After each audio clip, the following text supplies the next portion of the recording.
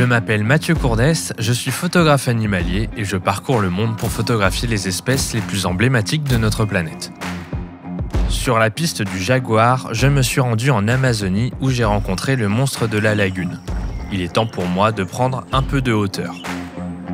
Les forêts tropicales d'altitude sont un biome idéal pour un insecte que nous connaissons tous, le papillon. Ici, en Équateur, vit l'une des espèces les plus fascinantes du monde, le morpho amatonte. Partons à sa recherche. On estime qu'il y a 15 000 espèces de papillons diurnes dans le monde. Entre 2 et 3 000 se trouvent ici, en Équateur. Pour observer les papillons, nous avons choisi l'une des meilleures périodes de l'année et nous sommes dans un spot bien particulier pour essayer de trouver peut-être le plus beau spécimen de papillon au monde, le grand morpho amatonte. Et pour nous aider, l'un des plus grands spécialistes de cette espèce, il est français, Mathieu de Goulaine. Il y a 30 ans, Mathieu de Goulaine se lance dans son premier élevage de papillons. Quelques années plus tard, il réalise son rêve et achète 50 hectares au beau milieu de la forêt équatorienne. C'est ici qu'il réintroduit certaines espèces ayant complètement disparu de la région. Salut Mathieu. Salut. Bon, tu places les appâts là, les produits? Bah écoute, oui, juste derrière toi, j'ai mis un peu de poisson pourri. Donc voilà, on va le laisser et d'ici 1 heure ou 2, j'espère qu'il y a des papillons qui vont arriver. D'accord, là on attire plutôt les femelles avec ou les mâles avec ce produit? Les mâles avec ce produit. Les mâles avec ces produits-là. Très bien. Bon, on continue? On continue. Je prends une épuisette pour t'aider? Ouais. Allez. Pour attirer les papillons, rien de plus efficace que cette mixture, de la papaye et de la banane fermentée.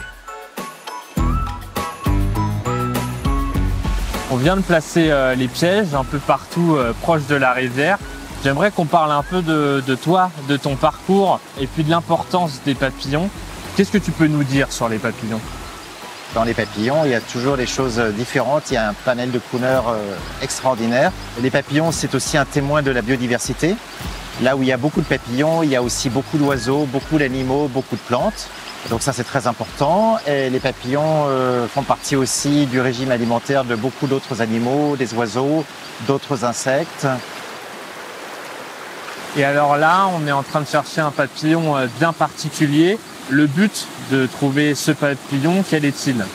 Le but, c'est de l'élever, c'est de pouvoir repeupler aussi une partie de ma forêt où vivait ce papillon-là. Malheureusement, pour des raisons que je n'arrive pas à expliquer, il semble avoir peut-être disparu, on n'en est pas sûr, mais en tout cas, on le voit beaucoup moins. Et puis aussi, bien sûr, c'est un papillon qui est très attendu dans des serres de papillons pour que le plus possible de personnes puissent admirer ces papillons parce que c'est quand même compliqué de venir jusqu'ici.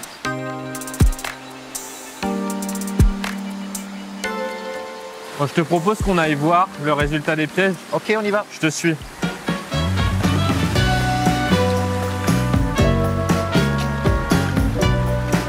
Voilà, aujourd'hui, il y a un canigo qui est arrivé sur mon appât.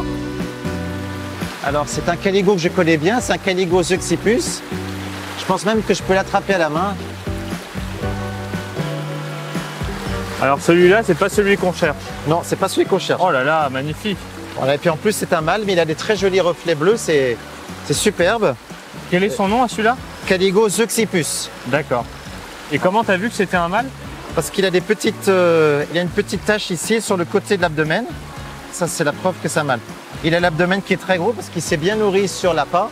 Bon, c'est la preuve que tes pièges fonctionnent. C'est la preuve que voilà, ça plaît aux papillons. Très bien, super.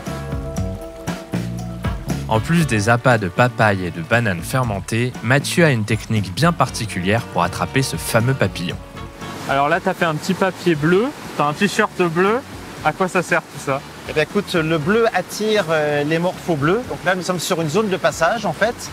Et donc, toutes les 10 minutes à peu près, il y a un grand morpho bleu qui passe. La prochaine fois qu'il passe, il va voir ce papier métallique bleu, peut-être aussi mon t-shirt, il va être attiré. Il te prend pour un concurrent, un mâle concurrent. Exactement. Mais le leurre ne marche jamais très longtemps, donc il faut être assez rapide quand il arrive. Là, il a remonté la rivière.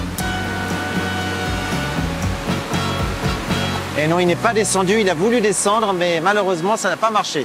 Tiens, il y a un animal là-bas. Il y a un animal sauvage. Il est dans l'angle là-bas, avec une longue queue. Je pense que c'est une taïra. Ah oui. Incroyable. Alors, qu'est-ce qu'on vient de voir là? Alors, on a la chance d'avoir vu un couple de taïra, cabeza de mate en espagnol, un animal qui ressemble un petit peu à une fouine, qui n'est pas si facile que ça à voir. Voilà, ce sont des animaux prédateurs qui vont manger les petits oiseaux, éventuellement des insectes, qui peuvent être un peu agressifs aussi. Ils sont venus tout proches, on a une source incroyable. Et je crois qu'ils étaient un peu curieux de nous voir. Ouais. Et ils ont voulu voir qui était là. Incroyable, génial.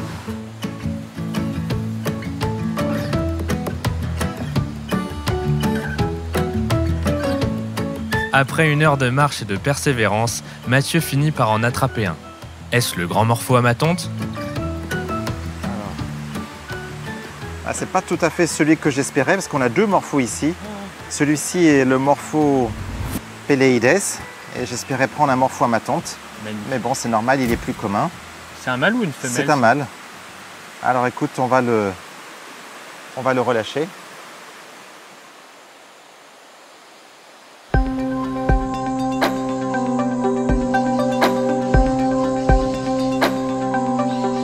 Après notre tentative manquée de capture du grand morpho-amatonte, direction la pépinière dans les aires de vol.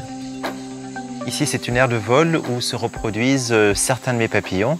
J'ai en tout 6 petites volières dans lesquelles j'ai mis des espèces différentes. Là, il y a à peu près une vingtaine d'espèces sur les 50 que j'élève. Et donc là, je suis à la recherche d'œufs de papillons, de chenilles. Parce que en fait, cette plante est bien pour recevoir les œufs de papillons. On en voit ici sur le dessus de la feuille. Ah oui, wow, c'est tout petit. Et donc, de ce petit œuf va sortir une chenille. Et qu'est-ce que tu vas faire ensuite de cette chenille? Alors la chenille, je la prends avec un pinceau. Je la mets dans un petit bocal et je vais ensuite la disposer avec d'autres chenilles de la même espèce dans un cube d'élevage. On a 150 cubes d'élevage en tout. Et dans chaque cube d'élevage, il y a entre 50 et 100 chenilles. D'accord, là-bas du coup. Là-bas. Ok, on va y aller? À l'entrée, ouais.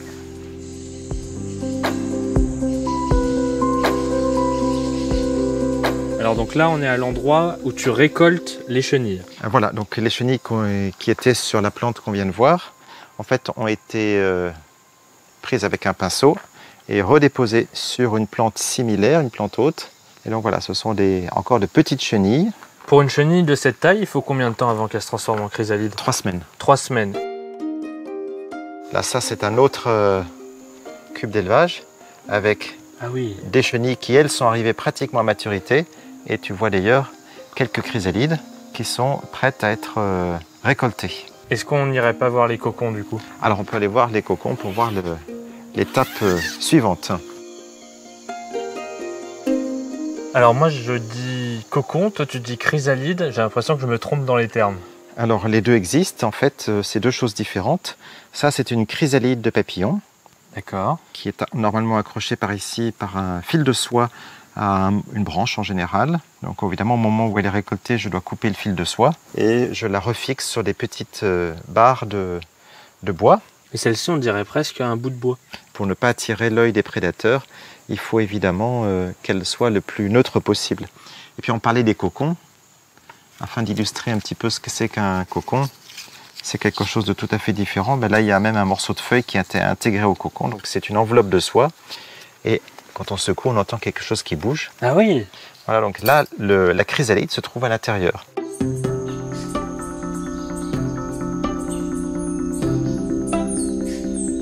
En fait, la chrysalide est enfermée à l'intérieur du cocon et le papillon, en naissant, doit détendre les fils de soie qui sont ici. Et en fait, c'est l'eau tout liquide en fait détend les fils de soie. Selon la température extérieure, il faut entre 9 et 21 jours pour qu'un papillon sorte de sa chrysalide et déploie ses ailes.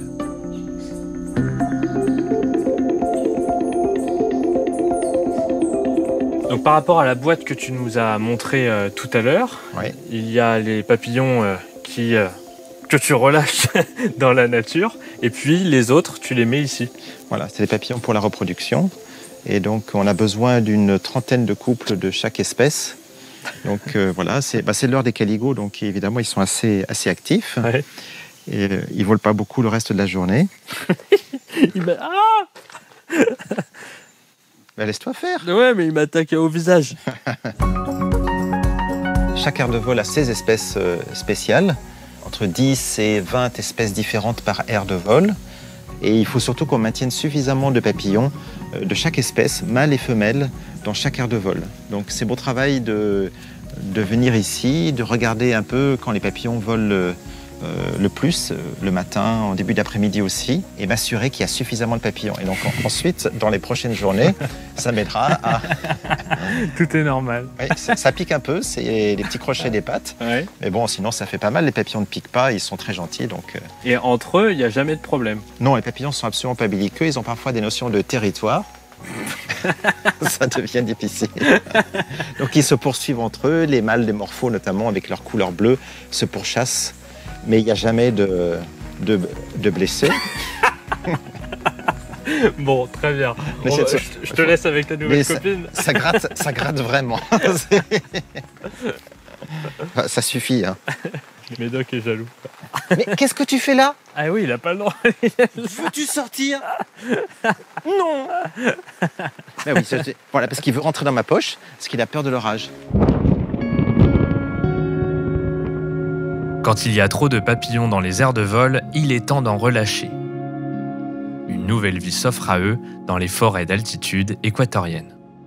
Donc dans ton élevage, Mathieu, tu relâches aussi des papillons.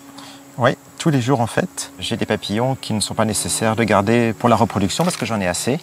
Là aujourd'hui, on a dû lâcher 50 papillons de différentes espèces. Donc j'essaye aussi de relâcher successivement un peu de tous les papillons de manière à pouvoir compenser les quelques papillons qui ont été pris au début.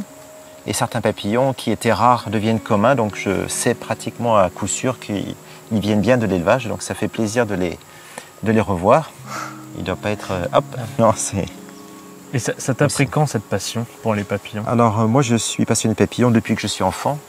Au début j'ai démarré avec une collection, et puis rapidement j'ai découvert la passion de l'élevage. J'ai monté le premier élevage de papillons en Équateur, en Amazonie, il y a plus de 30 ans. Ouais, j'ai formé des personnes et ce qui est agréable, c'est que parmi les personnes que j'ai formées, pratiquement toutes continuent à travailler dans les papillons. Donc ça, quelque part, ça a changé leur vie aussi. On continue à se voir et on est un petit groupe de passionnés par l'élevage de papillons.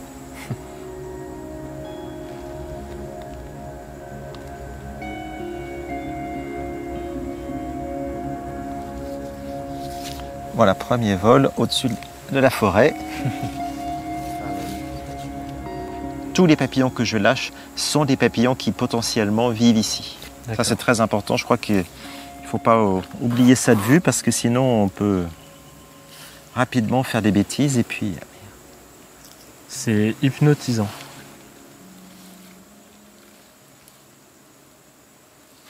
Il est sur moi. Un gros papillon.